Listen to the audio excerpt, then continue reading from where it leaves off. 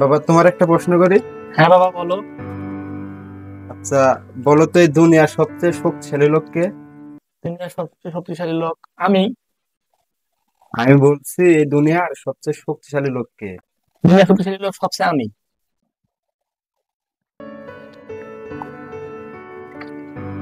আচ্ছা বাবা, তুমি তো দুনিয়ার সবচেয়ে শক্তিশালী লোক, জি। তাহলে দুনিয়ার সবচেয়ে দুর্বল লোক কে? আমি। তুমি না বললা তুমি সবচেয়ে শক্তিশালী লোক, এখন আবার বলতে তো তুমি সবচেয়ে দুর্বল লোক।